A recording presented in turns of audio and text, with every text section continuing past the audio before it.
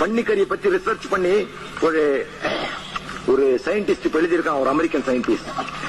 யூதர்களும் முஸ்லீம்களும் அறமாக்கப்பட்டிருக்கும் பன்றி இறைச்சி பற்றி அமெரிக்க நிபுணரும் வைத்திய விற்பனரும் பெரிய ஆராய்ச்சியாளருமான டாக்டர் கிளவுன் ஷெப்பார்ட் அவர்தான் சமீபத்தில் நம்ம ரீகன் கூட ட்ரீட்மெண்ட் கொடுத்தவர்.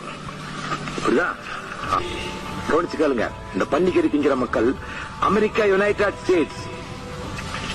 ஸ்டேட்ஸ் ஆஃப் அமெரிக்காவிலும் கனடாவிலும் வசிக்கிற மக்களுள் 6க்கு 1 வீதம் உடற் சதையிலே பிளஷ்ல ட்ரிக்கினோஸ் TRICHINOSIS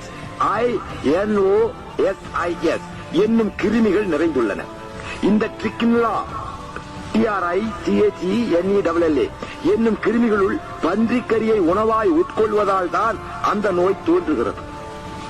இந்த நோய் கண்டு சிலர் செத்து விடுகின்றனர். சிலர் மீளா நோயில் வீழ்ந்து அன்கியூரபிள் டிசீஸ் வீழ்ந்து செயல் புரியும் ஆற்றலையே இழந்து நடைவனம் ஆகின்றனர். அவங்களுக்கு இந்த ஸ்பைனல் கார்டுல கண்டுபடம், அதுல போய் அந்த கிருமி ஒட்டி இன்ஃபெக்ட் ஆயிடுது. அதனால இடுப்புக்கு கீழே உணர்ச்சி இல்லாம போகுது. 1க்கு இருந்தாலும் தெரியுது இல்ல, 2க்கு இருந்தாலும் தெரியுது இல்ல. எதனால? பன்னிக்கறி தின்றார்.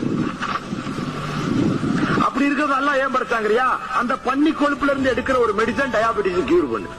மருந்துக்கு அல்லாஹ் விதிவிலக்கு கொடுத்திருக்கலாம். So Allah has given you both good and bad. It is, and also pointed out you this is good and this is bad. புரிஞ்சா?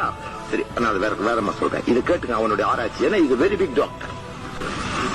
ஓகே, என்னும் கிருமிகளும் பன்றிக்கரியை உணவாய் உட்கொள்வதால் அந்த நோய் தோன்றுகிறது. இந்த நோய் கண்டு சிலர் செத்து விடுகின்றனர். சிலர் மீளா நோயில் விழுந்து செயல் புரியும் ஆற்றலையே இழந்து நடைவினமாகின்றனர்.